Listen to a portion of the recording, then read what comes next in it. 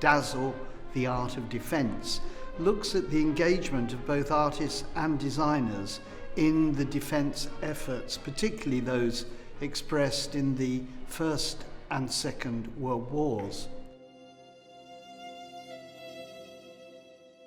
The roles that artists, designers, model makers and photographers played in the defence of Britain during wartime has perhaps been under-acknowledged. And through this exhibition I want to reflect on their contributions. At its heart is the story of Dazzle.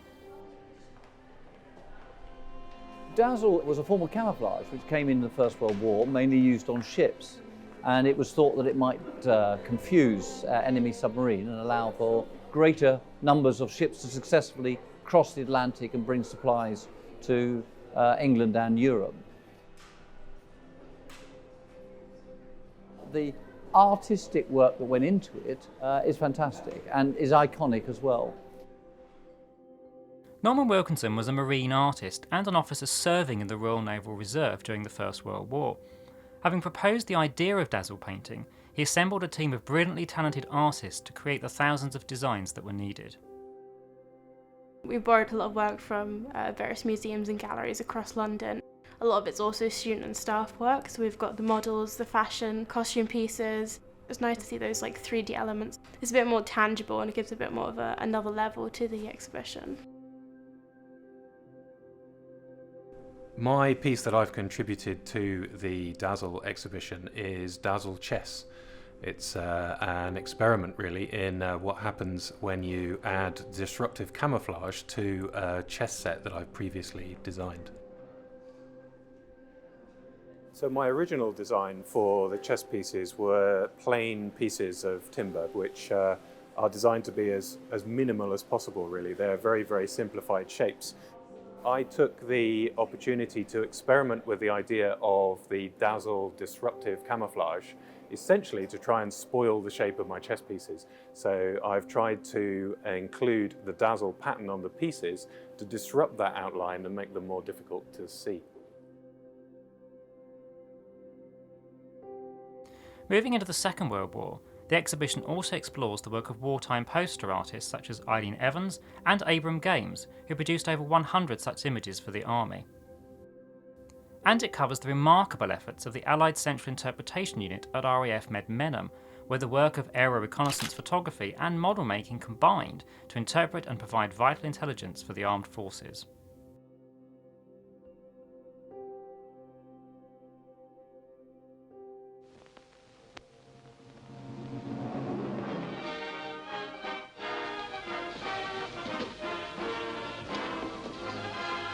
My great uncle in the Second World War was in a propaganda film called Target for Tonight, which was an RAF film about the bomber crews over Germany. How's that door?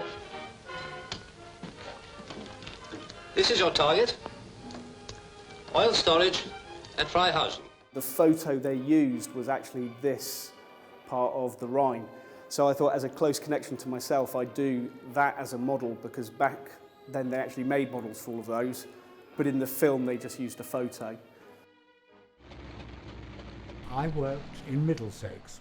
Every day we got the German V-bombers come over, or the rockets going towards London. It was a bit of a touch and go thing, but everything was a new learning curve at the time.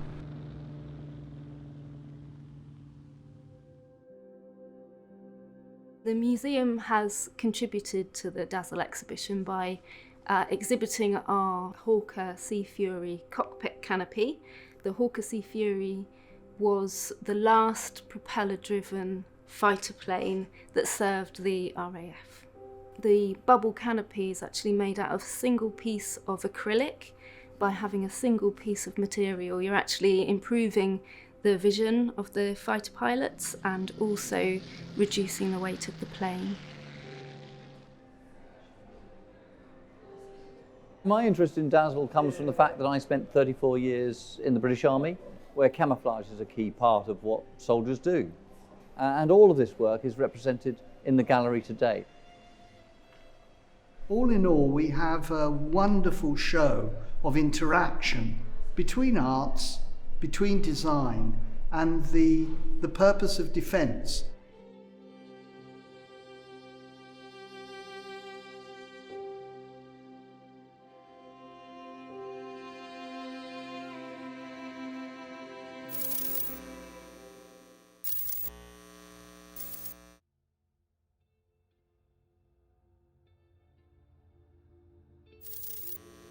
It's my great pleasure to really warmly welcome you to this special event in which the current exhibition, Dazzle and the Art of Defence, is expanded by the inclusion of bespoke live performances.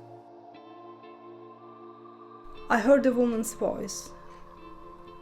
Only feeling I got from that voice was pain. And in my mind, there was a crack in that pain. I just entered in. That night I did some sketches about a soldier who goes blindly to war. Next day I made a sculpture of him as a bust. I carried on and I made 1,500 soldier busts. All of them was the same, exactly copy of each other, but on the other hand, each of them had their unique identity. The blindfolds was that sense of like, what am I doing? Where am I going? Who am I killing here?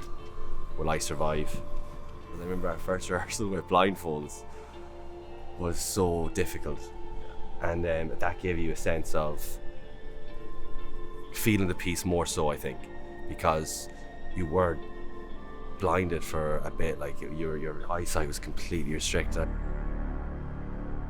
As a director, I approached it in the sense that because Figan felt silenced, I think she said when we were recording the piece, she said that she, for about 10 to 12 years, had been silenced.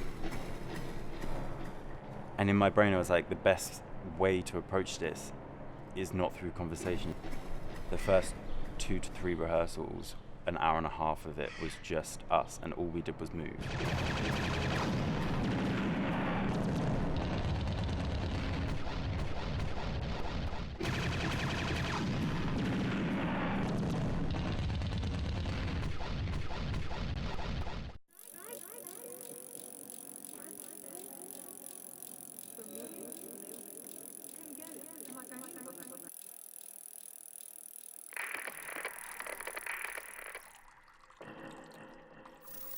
We're a group of students who work exclusively with sound art.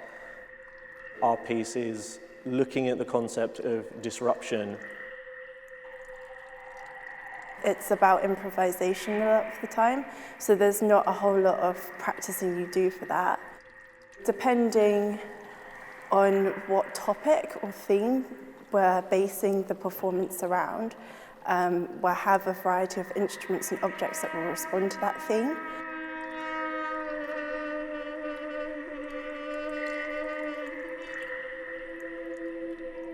The voices that we're using are singing some popular marching songs that were used in World War I and also World War II.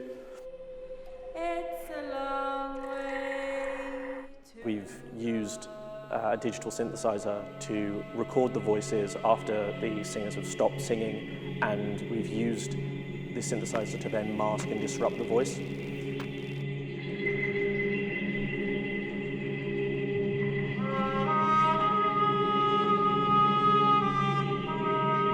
The main aim was to have the audience feel disorientated by our performance, and we wanted lots of things happening at once. So we've got the projection with the light bouncing up and down, we've got singers happening, we've got sounds inside the water was there to represent the overall theme of these ships. The trumpet coming in, so it's all very disfigured and disrupted.